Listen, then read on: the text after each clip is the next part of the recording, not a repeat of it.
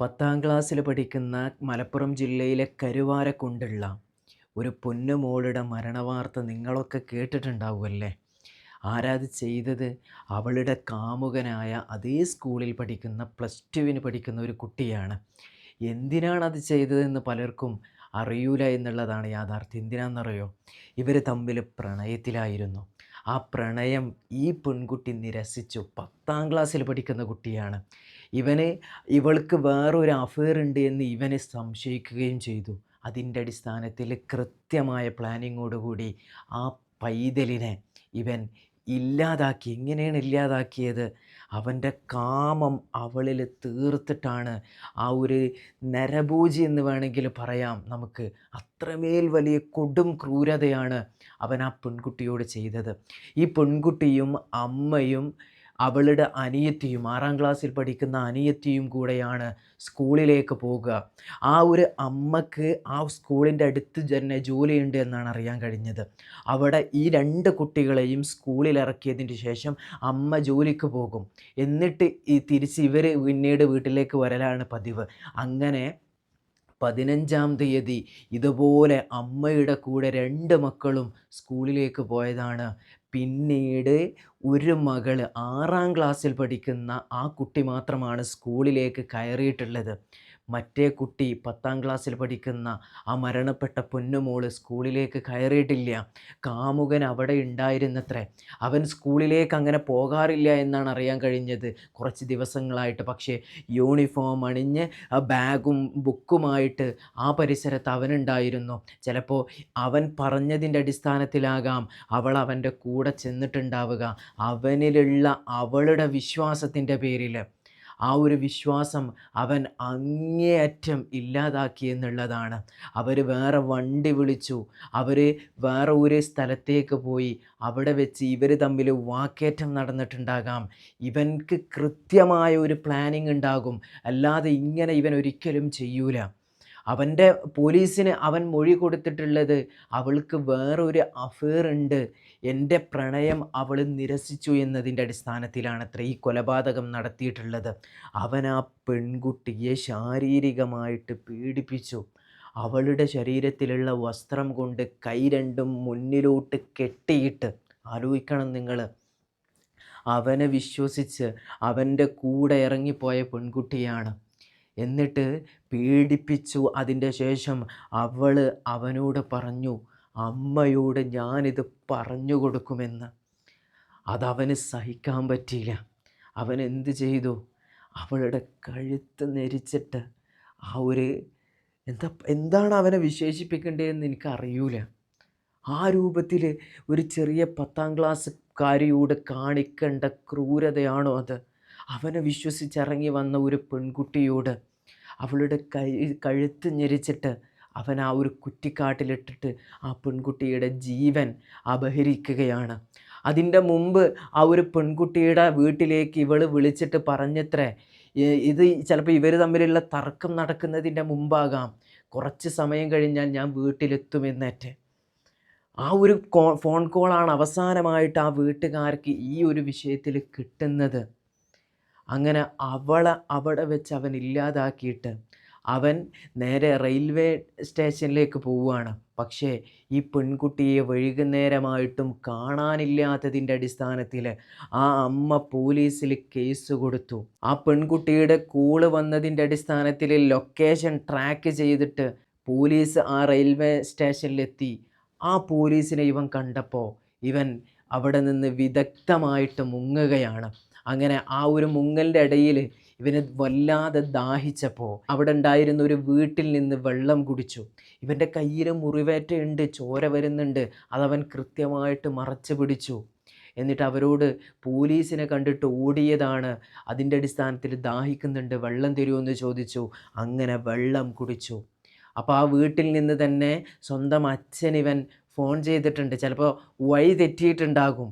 അങ്ങനെ പോലീസിന് അവിടെ നിന്ന് ഇവൻ്റെ ആ ഒരു കോൾ ട്രാക്ക് ചെയ്തപ്പോഴാണ് ഇവനെ പിടുത്തം കിട്ടിയത്.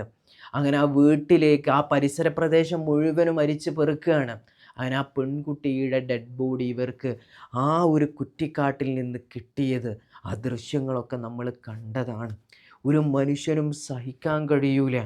അത്രമേൽ വേദനാജനകമാണ്. എൻ്റെ കുട്ടിയെ കാണാനില്ല എന്ന് പറയുമ്പോൾ തന്നെ ആ അമ്മ അനുഭവിക്കുന്ന വേദന, അതും ഒരു കുറ്റിക്കാട്ടിൻ്റെ ഉള്ളിൽ ആ പെൺകുട്ടിയുടെ ജീവനറ്റ കഫന്തം കിടക്കുന്നുണ്ട് എന്നറിയുമ്പോൾ ആ അമ്മയുടെ നെഞ്ഞ് പെടഞ്ഞിട്ടുണ്ടാകും. നിങ്ങൾ ആലോചിച്ച് നോക്കി, എത്ര വേദനയാണ് ആ ഒരു രക്ഷിതാക്കൾ അനുഭവിക്കുന്നത് എന്ന്. സ്വന്തം മകളെ രാവിലെ സ്കൂളിലേക്ക് ഇറക്കി കൊടുത്ത അമ്മ പിന്നീട് ആ മകളെ കാണുന്നില്ല എന്നത് മുതൽ ഭീതിയാണ്. അതും ആ പെൺകുട്ടിയുടെ മരണമാണ് പിന്നീട്, അതും ക്രൂരമായിട്ടുള്ള റേപ്പിൻ്റെ ശേഷമാണ് എന്നാലോചിക്കുമ്പോൾ ഏതൊരു അമ്മക്കാണ്, ഏതൊരു മാതാവിനാണ് അത് ഉൾക്കൊള്ളാൻ കഴിയുക? ആ അമ്മയെ സത്യം പറഞ്ഞാൽ ഇവന് പേടിയായിരുന്നു എന്നുള്ളതാണ്. കാരണം ഇവളുമായിട്ടുള്ള അഫെയറിൻ്റെ അടിസ്ഥാനത്തിൽ ആ അമ്മ പോലീസിൽ പരാതി കൊടുത്തിട്ടുണ്ട് ഇവൻ്റെ പേരിൽ. അതാകാം ചിലപ്പോൾ ഇവളെ പീഡിപ്പിച്ചു എന്നതിൻ്റെ ശേഷം അമ്മയോട് പറയുമെന്ന് പറഞ്ഞപ്പോൾ ഇവൻ ആ കുട്ടിയെ കൊല്ലാനുള്ളതിൻ്റെ കാരണം. ഈ വീട്ടിൽ നിന്ന് ഇവരുടെ ബന്ധുക്കൾ അവൻ്റെ അച്ഛനെ വിളിച്ചു. ആ അച്ഛൻ പറഞ്ഞത് ഇവൻ സേഫായിട്ട് വീട്ടിലുണ്ട്, എന്തൊരു പിടിപെട്ടിട്ടുണ്ട് എന്നാണ്. അങ്ങനെ ആ നമ്പർ നേരെ പോലീസിന് കൈമാറി. പോലീസ് ഇവനെ കസ്റ്റഡിയിലെടുത്തു. പിന്നീട് അന്വേഷണം ഇവനിലേക്ക് കൊണ്ടുപോയി ഇവനോട് ചോദ്യം ചെയ്യലുകൾ നടത്തി. ആദ്യമൊക്കെ ഇവൻ ഒരു ബന്ധവുമില്ലാത്ത കാര്യങ്ങളാണ് പറഞ്ഞത്, ട്രെയിൻ തട്ടി മരിച്ചു എന്നൊക്കെ. പക്ഷേ ട്രെയിൻ തട്ടി മരിച്ചാൽ റെയിൽവേ ട്രാക്കിൻ്റെ ആ ഒരു പരിസരത്താണ് ആ കുട്ടിയുടെ ഡെഡ് ബോഡി കിടക്കേണ്ടത്. ട്രെയിൻ തട്ടിക്കഴിഞ്ഞാൽ ആ ഡെഡ് ബോഡിയുടെ അവസ്ഥ എന്ന് പറയുന്നത് വളരെ പരിതാപകരമായിരിക്കുമല്ലോ, ചിന്നി ചിതറിയിട്ടുണ്ടാവും. പക്ഷെ അതൊന്നുമില്ല. ഒരുപാട് ദൂരെ ഒരു കുറ്റിക്കാട്ടിൽ ആ പെൺകുട്ടിയുടെ ശരീരം കണ്ടെത്തുമ്പോൾ ഒരു പോലീസിന് കൃത്യമായിട്ട് നോക്കിക്കഴിഞ്ഞാൽ, ഒരുപാട് അന്വേഷണങ്ങൾ നടത്തിയ ആൾക്കാരാണ് അവർക്ക് കൃത്യമായിട്ട് മനസ്സിലാകും ഇത് കൊലപാതകമാണോ, ഇത് പീഡനമാണോ, ഇത് ട്രെയിൻ തട്ടിയിട്ട് മരിച്ചതാണോ എന്നൊക്കെ. അതിൻ്റെ അടിസ്ഥാനത്തിൽ ചോദ്യം അങ്ങോട്ട് കടുപ്പിച്ചപ്പോൾ ഇവൻ പച്ച മലയാളത്തിലെല്ലാം കൃത്യമായിട്ട് പറഞ്ഞു കൊടുത്തു എന്നുള്ളതാണ്. ആലോചിച്ച് നോക്ക് നിങ്ങൾ. ഇതുപോലെ നമ്മുടെ പെൺമക്കളും നമ്മളോട് പറയാതെ നമ്മുടെ ആൺമക്കളും പല ആളുകളുടെ കൂടെയും സ്കൂൾ കട്ട് ചെയ്ത് പോകുന്നില്ലേ? എന്തൊക്കെ തോന്നിവാസങ്ങൾ അവർ പരസ്പരം അറിഞ്ഞുകൊണ്ട് ചെയ്യുന്നുണ്ട്. ശരീരം അങ്ങോട്ടും ഇങ്ങോട്ടും കൈമാറുന്നില്ലേ? നിങ്ങൾ വീട്ടിലിരിക്കുന്ന രക്ഷിതാക്കൾ ഇതെന്തെങ്കിലും ഒന്ന് അറിയുന്നുണ്ടോ? ഒന്ന് ആലോചിക്ക്. നമ്മുടെ മക്കൾ പ്രണയത്തിലകപ്പെടുമ്പോൾ ആ പ്രണയത്തിനെ സപ്പോർട്ട് ചെയ്യുന്ന മാതാപിതാക്കളുണ്ട്. ഇതവരെ പ്രായത്തിൻ്റെതാണ് എന്ന് പറഞ്ഞുകൊണ്ട്. അങ്ങനെ പ്രായത്തിൻ്റെതാണ് എന്ന് പറയുമ്പോൾ ഒരിക്കലും ഒരു പെൺകുട്ടിക്ക് ഒരു ആൺകുട്ടിയുമായിട്ട്, അല്ലെങ്കിൽ ഒരു ആൺകുട്ടിക്ക് പെൺകുട്ടിയുമായിട്ട് ഒരു സൗഹൃദ ബന്ധം എന്നും അതേ രൂപത്തിൽ പുലർത്താൻ പറ്റൂല. അതൊരു യാഥാർത്ഥ്യമാണ്. അതൊന്ന് നിങ്ങൾ മനസ്സിലാക്കാദ്യം തന്നെ. അവരുടെ ഉള്ളിൽ അവരുടേതായിട്ടുള്ള ലൈംഗിക ചിന്തകൾ വരും. പരസ്പരം അങ്ങോട്ടും ഇങ്ങോട്ടും തൊടും. പിന്നീട് അതൊരു ചുംബനമാകും. പിന്നീട് അതൊരു ശാരീരിക ബന്ധത്തിലേക്ക് ഏർപ്പെടും. എത്രയോ ഉദാഹരണങ്ങൾ നമ്മൾ കണ്ടിട്ടുണ്ട്.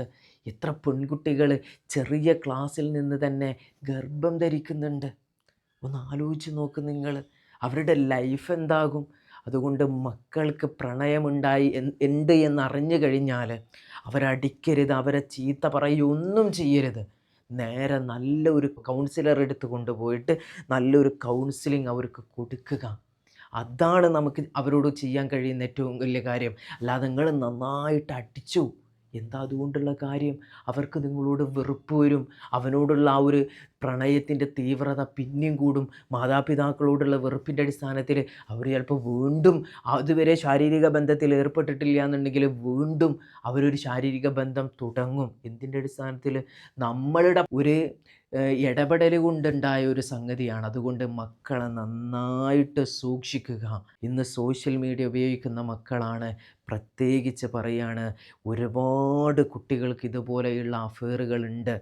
ഈ രക്ഷിതാക്കളുടെ മക്കൾക്ക് നടന്നത് ഇന്നോ നാളെയോ ചിലപ്പോൾ നമ്മുടെ വീടുകളിലും സംഭവിക്കാം.